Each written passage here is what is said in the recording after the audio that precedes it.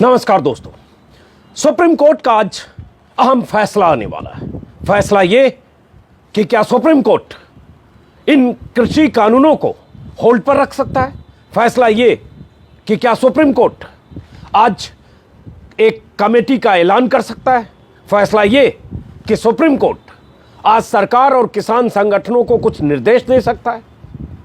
Supreme court का फैसला आने से पहले दोस्तों, किसान संगठनों ने सुप्रीम कोर्ट के उस सुझाव का स्वागत तो जरूर किया है। सुप्रीम कोर्ट ने जिस ढंग से फटकार लगाई है सरकार को, उसका स्वागत तो जरूर किया है। सुप्रीम कोर्ट के रुख और रवैये का स्वागत तो जरूर किया है, लेकिन इस बात से साफ इनकार कर दिया कि सुप्रीम कोर्ट के निर्देश पर अगर कोई कमेटी बनती है तो उस कमेटी का हिस्सा किसान संगठन होंगे। किसान संगठनों की तरफ से कल देर शाम एक प्रेस विज्ञप्ति जारी करके कहा गया है कि हम सुप्रीम कोर्ट के रुख और रवैये का स्वागत करते हैं। सुप्रीम कोर्ट की चिंता, जिस ढंग से सुप्रीम कोर्ट ने चिंता जताई है किसानों की दशा को लेकर, उसका हम स्वागत करते हैं, लेकिन हम किसी भी सूरत में ऐसी किसी कमेटी का हिस्सा नहीं बनेंगे। मेरे पास वो प्रेस विज्ञप्ति है, क्योंकि बहुत सारे लोगों को पता नहीं होगी। देर शाम 8:30 बजे के आसपास किसान संगठनों की प्रेस विज्ञप्ति आई, मैं वो बताता हूं, और उसके बाद आज के अखबारों में क्या खबरें हैं और क्या चिंताएं हैं किसान संगठनों की, और क्यों इस तरह की कमेटी में किसान संगठन नहीं शामिल होना चाहते, और उसके बाद कि सुप्रीम कोर्ट का आज अहम फैसला आता है, उसका मतलब क्या है। तो सबसे पहले उस विज्ञप्ति में किसान संगठनों ने सुप्रीम कोर्ट में जो कल सुनवाई हुई, 2 घंटे तक पक्ष विपक्ष में जो दलीलें चली, जिससे अखबारों की सुर्खियां आज भरी पड़ी हैं, उन दलीलों के बाद देर शाम बैठक के बाद किसान संगठनों ने अपनी विज्ञप्ति में कहा है, मैं अंग्रेजी में विज्ञप्ति है उसका हिंदी तर्जुमा आपको बता रहा हूं, और उसके बाद बाकी चीजों पर, कि हम किसान संगठन कानूनों को होल्ड करने के सुप्रीम कोर्ट के सुझाव का स्वागत करते हैं, लेकिन किसान किसी कमेटी का हिस्सा नहीं बनेंगे। सरकार का रवैया सुप्रीम कोर्ट में भी कानून वापस नहीं लेने वाला ही था, इसलिए साफ है कि सरकार उस कमेटी में भी कानूनों की वापसी पर सहमत नहीं होगी। किसान संगठनों का कहना है कि हमारी लड़ाई कानूनों की वापसी को लेकर है, और इसी मुद्दे पर लगातार 9 बैठकें हो चुकी हैं। 10वीं बैठक की तारीख मुकर्रर है 15 जनवरी। मैं इस 9वीं बैठक जब कहता हूं तो अमित शाह से एक बैठक हुई, उसको जोड़कर कहता हूं। जब सरकार इस पर बात करने को ही नहीं तैयार है कि हम कानून वापस लेंगे, सिर्फ संशोधन पर बात करने को तैयार है, तो किसान संगठनों का कहना है ऐसी किसी भी कमेटी का हिस्सा बनने का कोई मतलब नहीं। उसी विज्ञप्ति में कमेटी ने लिखा है, हमने अपने कानूनी सलाहकारों से बात की है और आम राय से फैसला किया है कि सुप्रीम कोर्ट की तरफ से गठित समिति में हम शामिल नहीं होंगे। आगे लिखा है, हमारे वकीलों ने अदालत में कहा था कि सुनवाई अगले दिन भी जारी रहे। अगले दिन मतलब आज, सुनवाई कल हो रही थी 11, आज है 12, ताकि किसान संगठनों से भी सलाह मशवरा किया जा सके, लेकिन हमें यह जानकर निराशा हुई कि सुनवाई जारी रखने की बजाय सुप्रीम कोर्ट ने ऑर्डर सुनाने का फैसला किया है। आज सुप्रीम कोर्ट ने सुप्रीम कोर्ट ने कल संकेत दे दिए थे कि आज ऑर्डर सुनाया जाएगा। तो किसान संगठनों का कहना है कि इस पर तर्क वितर्क दलीलें होनी चाहिए थी, किसानों का पक्ष भी रखा जाना चाहिए था, लेकिन आज सिर्फ फैसले का दिन है, हमें इससे निराशा हुई है, हमारा पक्ष उस तरह से नहीं सुना गया। यह बहुत सारे किसान नेताओं का कहना है, उनके हवाले से छिटपुट खबरें अखबारों में कहीं कहीं छपी है, कुछ वेबसाइट पर छपी है, और कुछ हमसे किसी किसान नेता ने जो बातचीत हुई उसके हिसाब से किसान नेताओं ने कहा है। उसी में है कि सुप्रीम कोर्ट ने, इसीलिए हम प्रेस रिलीज जारी कर रहे हैं ताकि दुनिया को हमारा पक्ष पता चले। किसान और उनके हम जैसे नुमाइंदे सुप्रीम कोर्ट का शुक्रिया अदा करते हैं, लेकिन उनका सुझाव न मानने को मजबूर है, एक तरह से कि हम आपकी सलाह नहीं मानेंगे कि हम उस कमेटी में शामिल हों जिस कमेटी का गठन सुप्रीम कोर्ट के निर्देश पर हो सकता है। सुप्रीम कोर्ट ने कल यह भी कहा था कि कोई रिटायर्ड जस्टिस की अध्यक्षता में कमेटी होगी। उन्होंने सरकार से नाम भी मांगे कि इसमें कौन लोग हो सकते हैं। ये पिछली सुनवाई जो हुई थी, पिछली मतलब पिछली से भी पिछली पहली सुनवाई, उस समय भी सुप्रीम कोर्ट ने कहा था, बल्कि उस समय सुप्रीम कोर्ट के सीजेआई ने, अगर मुझे याद है, तो यह भी कहा था कि क्या इसमें कृषि विशेषज्ञ हो सकते हैं, पी साईनाथ जैसे लोग हो सकते हैं। ये सारी चर्चा हुई थी। किसान संगठनों को लगता है कमेटी का स्वरूप क्या होगा, कौन होंगे, क्या होंगे, और उसके बाद कमेटी का अगर ये एजेंडा ही नहीं है कि इन कानूनों की वापसी पर वहां विचार विमर्श और उस पर कोई फैसला हो, तो फिर इस कमेटी में हिस्सेदारी भागीदारी का कोई मतलब नहीं है। उसी में किसान संगठनों ने आगे लिखा है, हमारा संघर्ष करोड़ों किसानों के कल्याण से जुड़ा है, जनता के हित में है, पब्लिक इंटरेस्ट में है, जबकि सरकार ये प्रोपेगेंडा फैला रही है कि ये सिर्फ पंजाब का आंदोलन है। मैं प्रेस विज्ञप्ति को पढ़ रहा हूं, बीच में मेरे कमेंट है जो आप समझ पा रहे होंगे। यह आंदोलन हरियाणा, यूपी, राजस्थान, एमपी, पंजाब, महाराष्ट्र और उत्तराखंड के किसान भी बॉर्डर पर कर रहे हैं, प्रदर्शन कर रहे हैं, जमा है। इसलिए सरकार का प्रोपेगेंडा गलत है कि यह सिर्फ पंजाब का आंदोलन है। यह 2 पन्ने की विज्ञप्ति का हिंदी अनुवाद मैंने बताया। अब सवाल उठता है कि अगर किसान संगठन, अगर किसान यूनियन सुप्रीम कोर्ट की तरफ से अगर किसी कमेटी का गठन होता है और उस कमेटी में हिस्सेदारी से इनकार कर चुके हैं, तो फिर उस कमेटी का मतलब क्या है? एक बड़ा सवाल है। और कल शाम को, इसलिए शायद चूंकि आज फैसला आने वाला था, इसलिए किसान संगठनों ने 8:30 बजे शाम को यह प्रेस विज्ञप्ति जारी करके दुनिया भर को बता दिया कि हम किसी कमेटी का हिस्सा नहीं है। अब बात आती है कि यहां से बात क्या होगा। कुछ देर के बाद हो सकता है सुप्रीम कोर्ट का फैसला है। किसान संगठनों को लगता है कि अगर इन कानूनों को होल्ड किया जाए, चलिए अच्छी बात है, लेकिन उसके बाद आंदोलन हम खत्म नहीं करेंगे जब तक ये कानून वापस नहीं होंगे। रात में भी मैंने राकेश टिकैत से बात की थी, उन्होंने भी कहा, बाकी किसान नेता भी कर रहे हैं। डॉक्टर दर्शन पाल जो क्रांतिकारी किसान यूनियन के अध्यक्ष हैं, उनका भी बयान है कि जब तक कानून वापसी नहीं तब तक घर वापसी नहीं। कल सुनवाई के दौरान बहुत सारी बातें सुप्रीम कोर्ट में की गई, जिसमें जो सरकार का पक्ष रख रहे थे solicitor general of India, attorney general के वेणुगोपाल और तुषार मेहता, लगातार ये कहने की कोशिश कर रहे थे कि कैसे कुछ इलाके के किसान प्रदर्शन कर रहे हैं, लेकिन देश की बड़ी आबादी किसानों की या किसान संगठन, बहुत सारे किसान संगठन इन कानूनों के पक्ष में। तब भी एक तरह से सुप्रीम कोर्ट ने साफ साफ फटकार लगाते हुए कहा था कल सुप्रीम कोर्ट ने कि अब तक एक भी ऐसी अर्जी नहीं आई जो कहती हो कि ये कानून अच्छे हैं। इसके अलावा सुप्रीम कोर्ट ने जो अहम बात कही कि अगर जिस ढंग से जो हालात बन रहे हैं, किसानों की खुदकुशी, आत्महत्या, बुजुर्ग महिलाओं का होना, उसके बाद उनकी रणनीति के तहत 26 जनवरी का ऐलान, इन सब चिंताओं के मद्देनजर शायद सुप्रीम कोर्ट का संकेत ये कहने का था, जिसमें कहा कि कल को कोई खून खराबा होगा तो हमारे हाथ पर भी खून के छींटे पड़ेंगे और उसकी जिम्मेदारी हम सब की होगी, इसलिए हम फैसला करेंगे। और सरकार के रवैये को लेकर सुप्रीम कोर्ट ने काफी फटकार लगाई। ये सब सही है, लेकिन कुछ किसान नेताओं का कहना है कि ये एक दलीलों के बीच संवाद है, ये टिप्पणियां हैं, ये फैसला नहीं है। और अगर फैसला ऐसा आता है जिससे लगता है कि इस फैसले से हमारा भला नहीं हो रहा है, हम एक कमेटी के ट्रैप में अगर जाते हैं और वो कमेटी फिर अनंत काल तक उस मुद्दे पर बहस ही नहीं करती है जिस पर हम चाहते हैं, बात फिर संशोधनों पर अटकती है जो लगातार सरकार के साथ बैठकों में हो रही है, तो फिर किसी कमेटी में शामिल होने का मतलब क्या है? ये किसान नेताओं का कहना है। आज के अखबारों की बात करें दोस्तों, हर अखबार की वही हेडलाइन है और यह अखबारों की सुर्खियों का विश्लेषण या अखबारों में क्या छपी वो बताता इसलिए हूं ताकि आपको, बहुत सारे लोग जो अखबार नहीं पढ़ते हैं उन्हें भी पता चले किस अखबार में क्या छपा। दैनिक हिंदुस्तान ने विस्तार से छापा है, कानूनों पर अमल रोकें वरना हम रोकेंगे, जो पहली और बड़ी बात थी कल जो सुप्रीम कोर्ट ने कही। तो ये माना जाए कि सुप्रीम कोर्ट के फैसले से इन कानूनों को होल्ड पर रखा जाएगा, लेकिन आंदोलन नहीं रुकेगा, ये किसान नेता कह रहे। हिंदुस्तान ने 4 बॉक्स बनाए, सख्ती, सवाल, संदेश, सलाह और संकेत। क्या क्या कहा गया, अटॉर्नी जनरल ने क्या कहा और कैसे फटकार लगी सरकार की नुमाइंदगी करने वाले सॉलिसिटर जनरल को कि आप हमें ये दलील मत दीजिए, लेक्चर मत दीजिए, हमने काफ़ी वक्त दे दिया आपको। और उसके बाद अदालत ने जो चिंता व्यक्त की है कि इस साथ में ये भी कहा कि किसान प्रदर्शन जारी रख सकते। बहुत अहम बात कल सुप्रीम कोर्ट ने यह भी कही थी, अदालत किसी को यह कहने का मौका नहीं देना चाहती कि उसने विरोध के सुर दबा दिए, लेकिन बात वही है कि यह सलाह कि बुजुर्ग और महिलाएं, बच्चे ठंड में क्यों हैं, उन्हें घर भेज दिया जाए। तो ये हिंदुस्तान में जो 4 बॉक्स है, मैं बॉक्स यहां लगा दे रहा हूं चूंकि अच्छे ढंग से ग्राफिकल दैनिक हिंदुस्तान ने छापा है, लेकिन सरकार को फटकार में बहुत बातें कही सुप्रीम कोर्ट ने।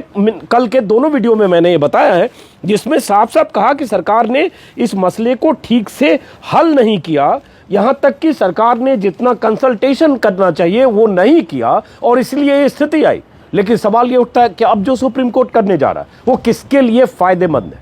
क्या सरकार जो मुश्किल में है उस मुश्किल से सरकार निकलेगी, या किसान नेता जो मांग कर रहे हैं या जिन मुद्दों को लेकर, जिन मांगों को लेकर आंदोलन कर रहे हैं, उसका समाधान निकलेगा। किसान नेताओं को लगता है इससे हमें फायदा होता नहीं दिख रहा है, कानून होल्ड होगा लेकिन कानून की वापसी नहीं होगी। और आज अगर हम कानून के होल्ड करने और कमेटी का हिस्सा बनकर, जिस कमेटी का एजेंडा ही ये नहीं है, हम अगर आंदोलन विड्रॉ करते हैं तो ढाक के बाद फिर वही होंगे। हम 48 दिन बाद यहां पहुंचे, उसके बाद फिर पता नहीं कहां होंगे। इस तरह की आशंकाएं किसान नेताओं ने जो बातचीत में छिटपुट मीडिया से बातचीत की है उससे पता चला। अब हो ये रहा है दोस्तों, कल की फटकार, कल की बात सुप्रीम कोर्ट के अगर बिटवीन द लाइन्स पढ़ने की कोशिश करें तो सुप्रीम कोर्ट किसानों की स्थिति और किसान नेताओं की जो मांग है उसको लेकर चिंतित जरूर दिखता है, लेकिन उनकी चिंता जब उनका फैसला होगा सुप्रीम कोर्ट का, उस फैसले में शामिल होगा क्या? क्योंकि कल ये भी हुआ कि जब तुषार मेहता ने कुछ सुप्रीम कोर्ट में बहस के दौरान ये भी कहा कि भारी संख्या में किसान संगठन इन कानूनों को फायदेमंद बता रहे, तब सुप्रीम कोर्ट के सीजेआई ने तो कहा ही कि हमारे सामने अभी तक कोई ऐसा नहीं आया। और उसके बाद ये भी कहा कि हम समझ नहीं पा रहे कि आप समस्या का हिस्सा हैं या समाधान का। किसानों से गंभीरता से बात करनी चाहिए, उनका भरोसा जीतना चाहिए, और साथ में ये कि आपको हम पर भरोसा हो या ना हो, हम सुप्रीम कोर्ट है, हम अपना काम करेंगे। हरीश साल्वे ने जब ये कहने की कोशिश की, जो सड़क पर से किसानों को हटाने के पक्ष में अदालत में दलील दे रहे थे कि अगर कोर्ट रोक लगाना चाहता है तो सिर्फ कानून के विवादित हिस्सों पर रोक लगाए, तब चीफ जस्टिस ने कहा पूरे कानून पर रोक लगाएंगे फिर भी किसान आंदोलन जारी रख सकते हैं। अब किसान आंदोलन जारी रख सकते हैं, यह सुप्रीम कोर्ट का कहना है, और किसान यही कह रहे हैं कि हम आंदोलन जारी रखेंगे और इसमें किसी भी तरह से किसी भी कमेटी का हम हिस्सा नहीं बनेंगे। सीजेआई ने कल यह भी कहा था आंदोलन वैसे ही चलना चाहिए जैसे गांधी ने सत्याग्रह किया था। अब इसके बाद आगे की बात दोस्तों, हुआ ये कि अभी भी किसानों के आंदोलन के दौरान, आज कितनी ठंड है इसकी कल्पना शायद अगर आप दिल्ली में नहीं हैं तो नहीं कर पाएंगे। सिहरन वाली ठंड, ठंडी हवाएं, और जहां मैं हूं कुछ दूर यहां गाजीपुर बॉर्डर पर बैठे हैं यूपी के, उत्तराखंड के अलग अलग इलाकों से आए किसान, और ऐसे ही दिल्ली की सीमाओं पर, और इन ठंडी हवाओं के बीच बुजुर्ग बच्चे सब बैठे। कल मैंने कुछ बुजुर्गों से बात की थी राकेश टिकैत के साथ कि अगर सरकार पहले अपील कर चुकी, अब सुप्रीम कोर्ट के सीजेआई कहते हैं कि चीफ जस्टिस ऑफ इंडिया की तरफ से अपील है कि बुजुर्गों को घर जाना चाहिए। उन्होंने ये जिम्मेदारी कल एच.एस. फुल्का को दी कि आप उनको समझाएं, जो एच.एस. फुल्का किसानों का पक्ष रख रहे थे सुप्रीम कोर्ट में। तब भी बुजुर्गों ने कहा हम नहीं जाएंगे। आप वीडियो में देख सकते हैं, राकेश टिकैत के साथ कुछ बुजुर्गों के बीच मैं था, लेकिन हर बुजुर्ग ने कहा हम नहीं जाएंगे। अब सवाल उठता है नहीं जाएंगे, उसके बाद आज का फैसला। और इस बीच ये है दोस्तों कि भास्कर में ही पहले पन्ने पर खबर है कि टिकरी बॉर्डर पर पंजाब के एक और किसान की मौत हुई है, और पंजाब के लूडेबाल निवासी 60 साल के जगदीश की मौत हुई। उधर एक और खबर है कि हालांकि ये हार्ट अटैक माना जा रहा है। दूसरी खबर है कि कुंडली बॉर्डर पर पंजाब के लुधियाना के सरथला निवासी 50 साल के लाभ सिंह ने शाम को मंच के पास जहर खा लिया। बहालगढ़ के अस्पताल में उनकी हालत गंभीर बनी हुई है। अब तक 60 से ज्यादा किसानों की अलग अलग वजहों से मौतें हो चुकी है। किसी ने जहर खा ली, किसी ने अपनी कनपट्टी में गोली मार ली, किसी ने अपनी जान देने की किसी तरह से कोशिश की, कोई बच गया, कोई हादसे का शिकार हुआ, दर्जनों लोग हार्ट अटैक के शिकार हुए, ठंड से मरे। ये लिस्ट लगातार लंबी होती जा रही है, लेकिन किसानों की इन मौतों पर सरकार की तरफ से चुप्पी और सन्नाटा है। कहीं कोई चिंता नहीं है, कहीं कोई चिंता नहीं। उल्टे इन किसानों को देश विरोधी, खालिस्तानी, चीनी, पाकिस्तानी न जाने क्या क्या कहने की कोशिश, साजिश मैं कहूंगा, और इन्हें डिस्क्रेडिट करने की कोशिश और मुहिम मैं कहूंगा, ये लगातार सरकार के पक्षकारों की तरफ से, सरकार समर्थक पत्रकारों की तरफ से, बीजेपी नेताओं की तरफ से, सबकी तरफ से लगातार ये बात चल रही है। लेकिन सुप्रीम कोर्ट ने कम से कम किसानों के आंदोलन को मानवीय आधार पर कुछ देखा। सरकार की तमाम दलीलों के बाद कि इन्हें सड़क से हटा दिया जाए, इन्हें आंदोलन इनका खत्म कराया जाए, ऐसी मंशा को सुप्रीम कोर्ट ने एक तरह से खारिज किया। लेकिन क्या सुप्रीम कोर्ट इन्हें जगह बदलने को कह सकता है? ये एक सवाल है आज के फैसले में। कल हुआ ये भी है, जो टाइम्स ऑफ इंडिया ने आज खबर छापी है कि कल जिस पर आज हो सकता है सुनवाई हो, कि दिल्ली पुलिस की तरफ से, सरकार की तरफ से मान लें, चूंकि दिल्ली पुलिस केंद्र सरकार के अधीन है, सरकार की तरफ से 26 जनवरी को किसानों के विरोध प्रदर्शन और ट्रैक्टर रैली को रोकने के लिए सुप्रीम कोर्ट में अर्जी दी गई है। और इस अर्जी का मकसद ये है यहां खबर है 11 नंबर पेज पे, government goes to SC to stop Republic Day rally, says it could be a big embarrassment. Supreme court में कहा है दिल्ली पुलिस ने कि अगर 26 जनवरी को जैसे किसानों ने ऐलान किया है उस तरह से ट्रैक्टर मार्च किया, दिल्ली में दाखिल हुए किसी भी सड़क पर किसी भी तरह से, तो ये एम्बैरेसमेंट होगा सरकार के लिए और जो गणतंत्र दिवस की गौरवशाली परंपरा है उस परंपरा पर चोट पहुंचेगी, ये कहकर सुप्रीम कोर्ट में अर्जी दी है। हो सकता है इसकी सुनवाई हो। दिल्ली पुलिस के ज्वाइंट कमिश्नर जसपाल सिंह की तरफ से सुप्रीम कोर्ट में अर्जी दाखिल की गई है, जिसमें कहा गया है कि 26 जनवरी का कार्यक्रम रिहर्सल से लेकर बीटिंग द रिट्रीट जो 29 जनवरी को होता है तक होता है, 29 जनवरी तक होता है, मतलब 4-5-6 दिन पहले से जब रिहर्सल शुरू होती है और उसके बाद बीटिंग रिट्रीट तक। और इस दौरान अगर किसान ट्रैक्टर रैली करेंगे तो इतने बड़े समारोह की गरिमा पर चोट पहुंचेगी, देश के सामने भी एम्बैरेसमेंट की स्थिति पैदा होगी, इसलिए इन्हें रोका जाए। दूसरी तरफ राकेश टिकैत, गुरनाम चढ़ूनी और जो दर्शनपाल, तमाम जो किसान नेता हैं वो कह रहे हैं कि हम ट्रैक्टर रैली करेंगे, कैसे करेंगे, कब करेंगे, उसको लेकर कई तरह के बयान हैं। कुछ कह रहे हैं हम राजपथ पर जाएंगे, लेकिन फिर ये खबर आई कि वो कह रहे हैं कि हम दिल्ली में मार्च करेंगे और ये मार्च ही सरकार के लिए सबसे बड़ा सरदर्द है। हो सकता है सुप्रीम कोर्ट आज इस बारे में कोई फैसला करे। कल ये भी हुआ कि किसान आंदोलन की तरफ से प्रेस कॉन्फ्रेंस करके कुछ जानकारी दी गई, जो उन्हीं बातों को दोहराया गया कि 13 जनवरी को किसान संकल्प दिवस मनाया जाएगा, कृषि कानूनों की कॉपी जलाएंगे मकर संक्रांति को, 18 जनवरी को किसान महिला दिवस के रूप में मनाएंगे, 23 जनवरी को नेताजी सुभाष चंद्र बोस की जयंती मनाएंगे, उस दिन ट्रैक्टर से निकलेंगे और राजभवनों का घेराव करेंगे अलग अलग राज्यों में, और 26 जनवरी के लिए तैयारी और तेज की जाएगी। कमेटी बनाकर हर घर से 26 जनवरी के आंदोलन में शामिल होने की अपील करेंगे। तो इस तरह के किसान आंदोलन, जिस ढंग से किसान यूनियन अपने आंदोलन को तेज करने की अपील कर रहा है, रणनीति बना रहा है, वो सरकार में उसकी बेचैनी है और शायद सरकार उम्मीद कर रही है कि सुप्रीम कोर्ट का कोई ऐसा फैसला सरकार के पक्ष में है जिससे किसान रणनीतिक तौर पर ये सब चीजें ना कर पाए। तो देखना है क्या फैसला आता है। इस बीच हुआ ये कि खट्टर की रैली करनाल में नहीं होने दी गई। आपने देखा होगा बहुत सारे किसानों ने मंच पर तोड़फोड़ की, हेलीपैड को नुकसान पहुंचाया, वहां शोर हंगामा सब कुछ किया। करनाल के उस गांव में जहां खट्टर रैली करने वाले थे, हवा में हेलीकॉप्टर उनका उड़कर वापस लौट गया, क्योंकि उस गांव के किसान उन आंदोलनकारी किसानों के साथ थे जो आसपास से भी आए थे, और बीजेपी के समर्थक किसान जो तादाद में बहुत कम थे, वो उनकी मौजूदगी भी खट्टर को रैली करने लायक माहौल बनाने में खट्टर कामयाब नहीं रहे और इसलिए खट्टर को लौटना पड़ा। हुआ ये कि उसके बाद गुरनाम चढ़ूनी जो किसान नेता हैं उनके खिलाफ और करीब करीब 700 लोगों के खिलाफ एफआईआर की गई है, सरकारी संपत्ति को नुकसान पहुंचाने से लेकर मुख्यमंत्री के कार्यक्रम में बाधा डालने को लेकर। हालांकि खबर में देख रहा हूं कि गुरनाम चढ़ूनी ने जिम्मेदारी ली है और कहा हां हमने खट्टर साहब को रैली करने से रोका, भाजपा ने कहा था किसान आंदोलन को तोड़ने के लिए 700 रैलियां की जाएगी तो हम ऐसी रैलियों का विरोध करेंगे। ये गुरनाम चढ़ूनी का बयान है।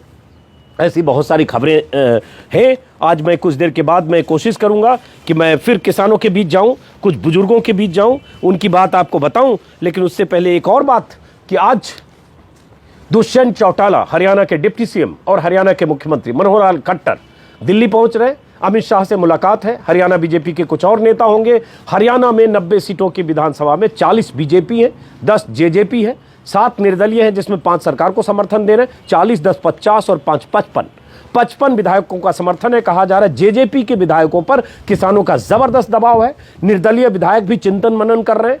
बीजेपी के विधायकों में बेचैनी है क्योंकि बीजेपी विधायकों का, मंत्रियों का, मुख्यमंत्री के कार्यक्रम किसान नहीं होने दे रहे। दुष्यंत चौटाला ने दिल्ली में अपने विधायकों की बैठक बुलाई है। एक्सप्रेस के मुताबिक, पहले पन्ने पर एक्सप्रेस में है, एक्सप्रेस के मुताबिक अपने फार्म हाउस पर बैठक बुलाई है। उनकी राय, उनका रुख जानना चाहते हैं और उसके बाद अमित शाह से इनकी मुलाकात होगी, क्योंकि ये बेचैनी केंद्र में है कि हरियाणा में क्या स्थिति है। अब ये देखना होगा कि क्या दुष्यंत चौटाला किसी दबाव में आते हैं, अभी तक ऐसा नहीं लग रहा है।